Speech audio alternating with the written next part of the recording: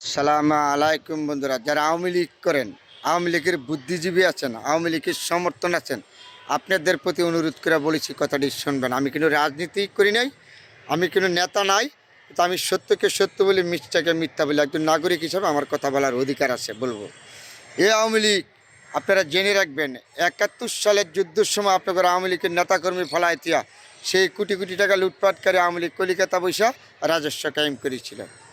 এইবার 24শে আগস্ট দেশ যখন আবার বিশৃঙ্খলায় পড়ছে, একটা যাই কিছু যেভাবে হচ্ছে, আপনাদের বাকি আওয়ামী লীগের নেতাকর্মী বুদ্ধিজীবীকে বিপদে ফেলাইয়া আওয়ামী লীগ আবারও চলে গেছে দেশ বিদেশে, লন্ডন, আমেরিকা, কুয়েত, বিভিন্ন দেশে, দুবাই, সৌদি।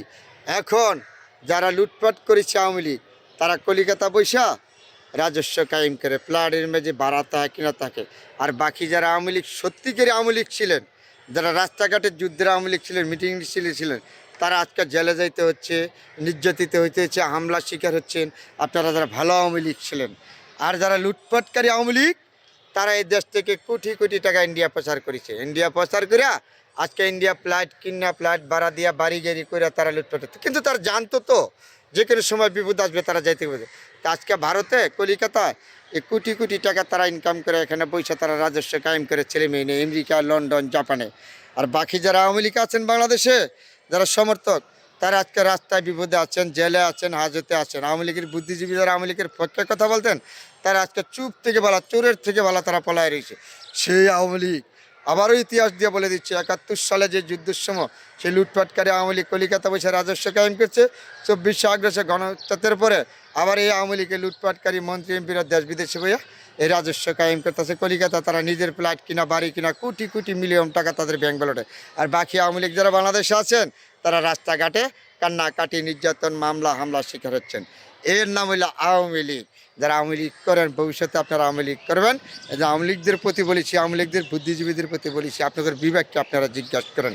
এই বাংলাদেশ ধ্বংস করার 1 নম্বর হাতিয়ার হলো মোদি। কিন্তু ভারত আমি দোষী নেই, ভারত করে না, মোদির প্রশাসনের কারণে, মোদির কারণে আজকে এই বাংলাদেশ আমাদের গণতন্ত্র ধ্বংস করেছে, হানাহানি রাজনীতি বিলিবিতে লাগাইছে।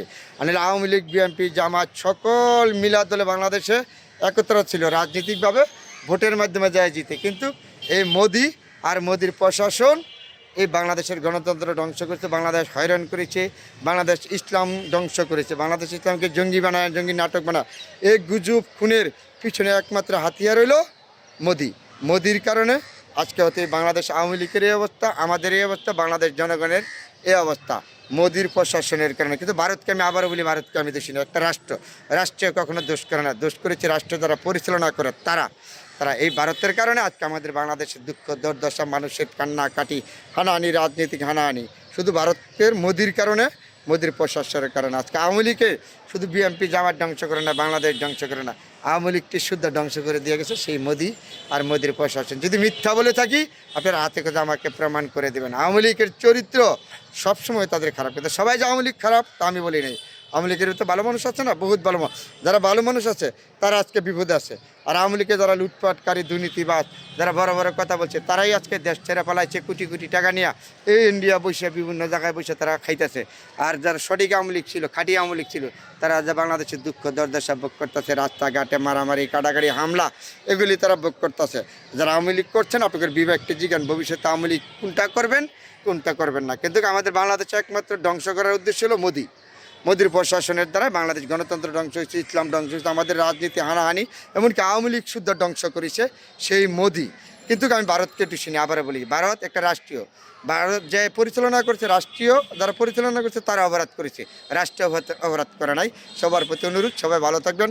অনেকগুলি কথা বলেছে, আওয়ামী লীগ যারা আছেন মন খারাপ করবেন না, কথাগুলি গুরুত্ব দিয়ে শুনবেন, আপনাদের ভবিষ্যতের জন্য উপকার হইব। সবাই ভালো থাকবেন, সবার জন্য দোয়া শুভকামনা।